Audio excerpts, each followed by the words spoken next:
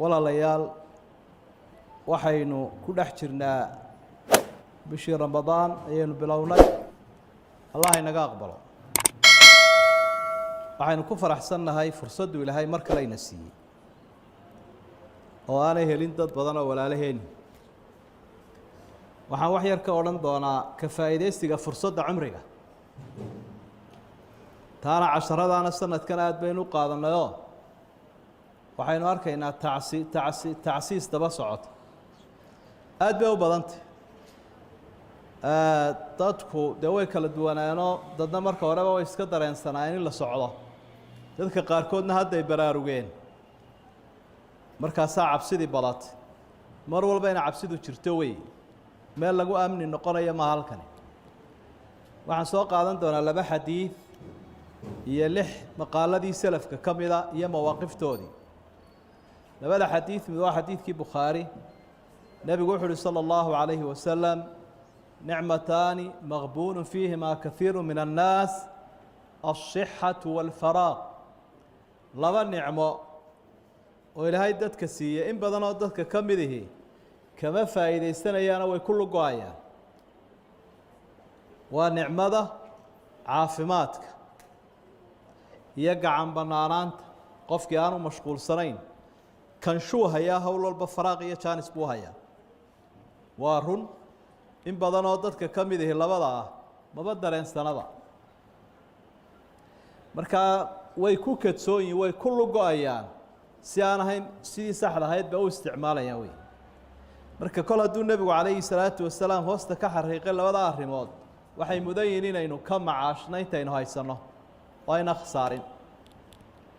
xadiidka labaadna waa xadiid kale oo saxiix ah nabigu kaleey salaatu wasalaam wuxuu leeyahay istafid 5 qabla 5 shan arrimood intaanay kugu imanin shan ka faa'iideyso wuxuu u horeysiiyay shabaabaka qabla haramik dhalinyarada dhageysta dhalinyaranimada ka faa'iideyso intaanad gaboobin gabowga maxaad ka taqaanaa kala duu gabow ku soo galo wad naaqusaysa wad shiikhaysa xayaatada macaanka ku yaraanaya marka qofka dhalinyarada ahi dhalinyaranimadiisa waa inuu ka faa'iideysto nicmada u mudan weeye nicmada cumriga عمرنا waa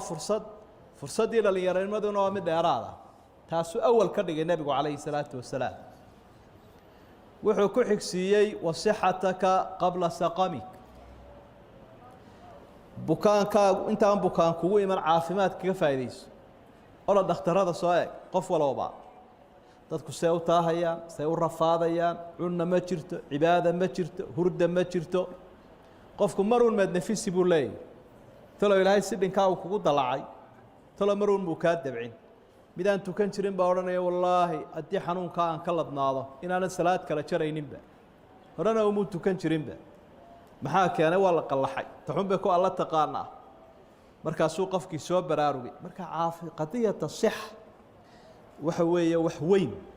oo waxa la yiraahdaa caafimaadku waa taajun ala ru'us al-asihha يراه المرضى وتاج وينو صارن dadka caafimaadka qaba madaxooda iyagu isma arkayaan laakiin kuwa buka arkaya oranaya Allah karina muxuu haystaa aanu isogayn heblaay maxay caafimaad qabtaa xoog weyntay boodaysa aan iska warhaynin waa taajka dhakada inoo saaranay ka buka dareemayo wuxuu ku sii xigsiiyay nabigu kaleey salaatu wasalaam marka saddexaada غناك قبل فقرك مال قبنimada ka faa'iideyso iyo xoolaha leedahay intaana faramadnaanin intee oo bulshada muslimka kamida ayaan waxba haysanin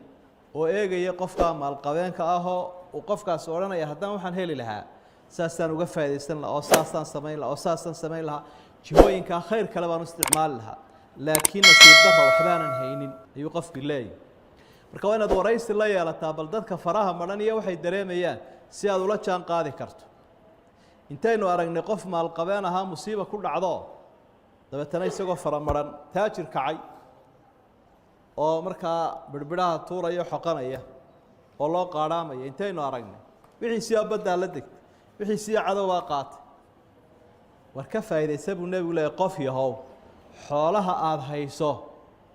intaan laga qaadin ee aanad ka faramadnaanin وتلك الأيام نداولها بين الناس dad shalay maalqabeen ahaana waa loo dawaraya qaar shalay faramadhnaana waa loo dhiibaya adduunyadu harka wareegaya arinta afraad uu nabigu sheegay sallallahu alayhi wasallam waa tii xadiidkii hore ku sheegnay wa faraaqaka qabla shughlik intaad gacan banaanteed fursada haysato qof yahow ka faa'iideyso jaaniska aad leedahay cilmi uga faa'iideyso oo cibaado uga faa'iideyso oo dadka inaad wax u tartood kaalisood saacido uga faa'iideyso oo horumarka caamka ah aad ka qayb qaadato faraaq waa nicmo weyn waxa garanaya un qofka mas'uuliyaduhu ku bateen ama mashhuurka iyo caanka noqda kaasa garan karaya waxa laga yaabaa qofku inay uga sahlan tahay inuu waqti ku siiyo inuu lacag ku siiyo hebelo saacad baan ka doonay ma kuma haleelay maxaad iga rabtaa buu koodhanay aniga inta doonto igu soo qoro laakiin iga daa saacada ma haleelay waqtigii baa ku ciriiriya waxa aad weydiinaysaa wax ka badan buu waqtigan ku keenaya cilmi iyo cuudba dadka deeka macaasho waqtiga ka faa'iideeyay arinta u dambaysa aynu xadiidkan ka faa'iideysanayna waxa weeyaan nabigu waxa uu leeyahay calayhi salaatu wassalaam wa hayataka qabla mawtik waataynu soo qaadanay wacdigan noloshaada intaad haysato geerida intaanay kugu iman nolosha ka faa'iideen taana waxa dareemaya dadka ehelkeena iyo asxaabteena faraha badanaynu kontonka magaalada waxa la yiraahdo waxa laga aasaa hadda konton halkii 20 iyo la aasi jiray konton 60 baa la aasaa afala nactabiru bidalik minaan ku cibro qaadanayn hebelka taqaanay baad gaarigiisii la soo noqonaysa accountkiisii baad la soo noqonaysa kabihiisii dharkiisii dhagax intaynu ku shubnaabaynu ka soo dhaqaajinayna ma jirtaa mise ma jirto war dhagaxa u badiyaa iska roga lagu rogaya si odaygaasi halka ka soo booday markuu halka galaabo garanaya waxaynaan maanta garanayn soomka salaada nicmada amalka markaas uu garanaya ee halka lagu xisaabiyo loo miisaamay la weydiiyay wax soo sameeyay washana rimada cajiiba markaynu noqono dadkeeni saalixiinta asxaabta aan ka soo bilowno Umar ibn Khattab Allah ka raali noqdo al-mulhan xaqa dadkii lagu ilhaamin jiray nabigu calayhi salaatu wassalaam uga marxaati kacay ayaa wuxuu leeyahay inni akrahu an ara ahadakum sabahlalan لا في عمل الدنيا ولا في عمل الآخرة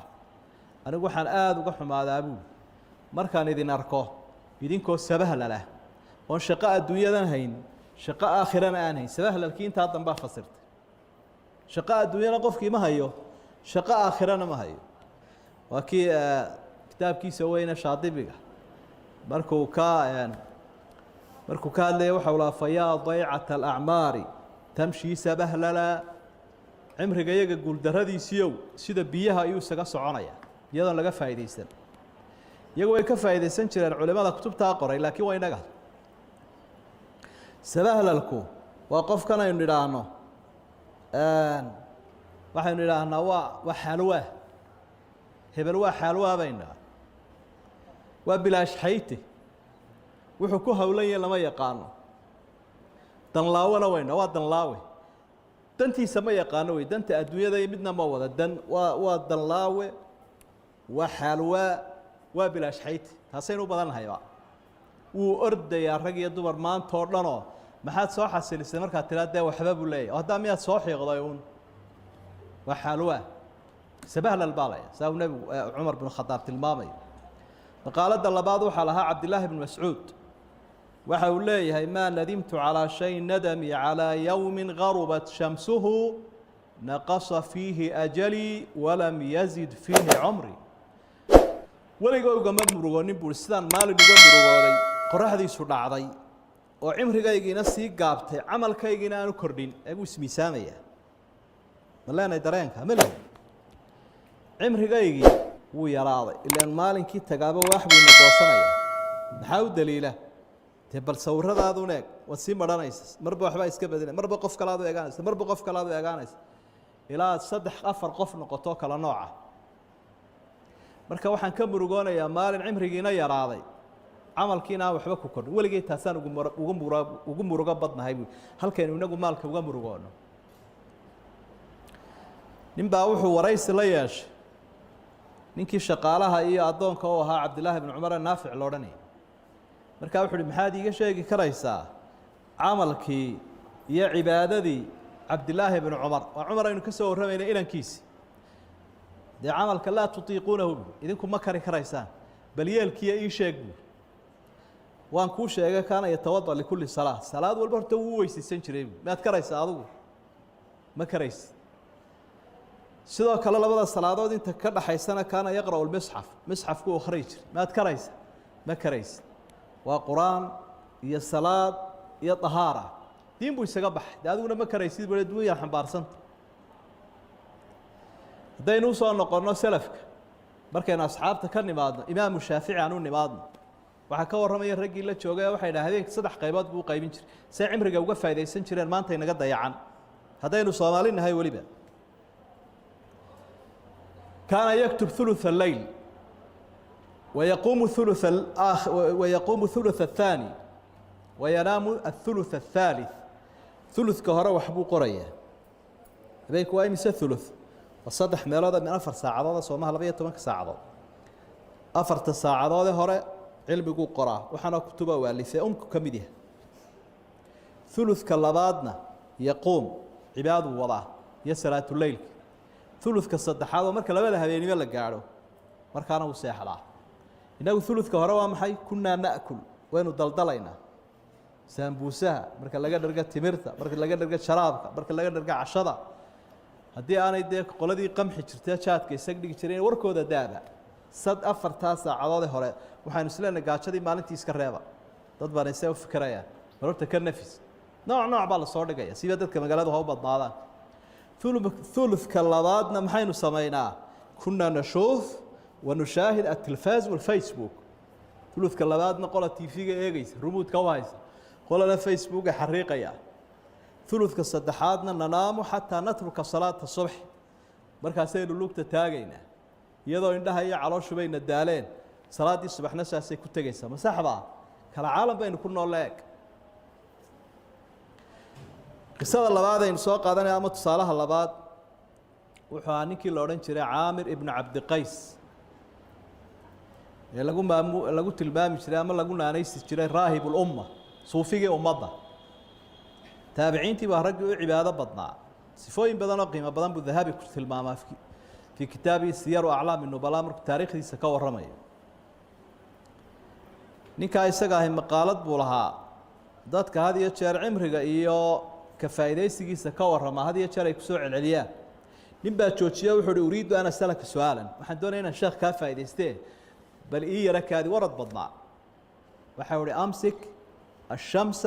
حتى أكلمك مررت قرح ذا يرد شوش سيان كولها الله قرح ذا ويسعى تاسومها الله وان سعى وطن تيدا ولا وحا وذا عبادة ذاس وذا مركز سكرات كقبتي بكا وأوي وحا لي محل أويس أدبا بدو ذلك شرطوني وحا هاي زاهده ده عبادة بدنه وحول أبكي على ظمأ الهواجر وقيام الليل في الشتاء وحلو يا عمري جايته يا عملك أو يا جاي يريد كمان لا أبكي جزاء من الموت ولا حبا للدنيا يريد كعبس أن كعب صنايع وما أويه شعائل الدنيا وما أويه لكن عمري يا عمل كذا يقص وقاي والله بدنا كفاية السلام عمرك يجينا ولا ما وصيد منايا عمل شيء يا واكي وضبأ الهواجر واختيار كليلك هرات كي أنسان كوه هرادي شري كيف أنا درسنا يا ابني يا وقت قبل وجدت كبستها إسكود ده قيام الليل كان سميج لبدا صاد أكون كان كجوري شرو خيري سعليها ما أنت صاحر ما يبون وح أرهن آدي عجائب بدن oo runtii aad dareemi karayso dadka in isku jannada doonayeen saynu kala dheeraynay ninka kalena waxa ninka la oran jiray Ibrahim ibn Shaybaan waragi sirta waqtiga iyo cimriga fahmay waxa uu lahaa man ijtahada bi waqtihi fi dunya baraka Allah lahu fi dunyahu wa ukhraahu qofka ilaashada waqtigiisa intuu adduunka joogo ilaahay wuxuu u barakeeyaa diinta iyo dunyada labadaba macna qofku wuxuu sameyn karaa horumar diineed iyo horumar adduunyo labadaba goorma de markuu waqtigiisa ka faa'iideysto hadda gaaladu markay adduunyada eegaan waxay yiraahdaan maraykanku intaasoo waqti bay shaqeeyaan 8 saacadood, jabaanku 10 saacadood, qole heblaayo 12 saacadood, afrikaanku 4 saacadood, muslimku 10 daqiiqo shaqeeyaa bay dhahay. muslimku iyaga shaqadoodu waa 10 bir bay 24 saacadood. waxay isku celcelinayaan kuwa aan shaqaynin iyo kuwa kale iyo kuwa shaqeeya laftigooda shaxaadade. 9 ku imanaya 12 kana uu rawaxaya. intaasoo fasaxna uu leeyahay 100 fasaxo isdabayaaca. marka qofkii dunyana kama faa'iideyn diinna kama faa'iideyn. marka labada xadiis saxiixa ah iyo 6 mowqif iyo maqaal ee salafku ay leeyihiin saxaabadii intii ka dambeysay waxaynu soo qaadanay inaynu ugu horeynba waqti barakada waa inoo bilaabnay. allah ina waafajiye maalin habeen baan ka faa'iideysana ummadana uga faa'iideyn. allah ina waafajiyo. assalaamu calaykum waraxmatullaahi wabarakaatuh.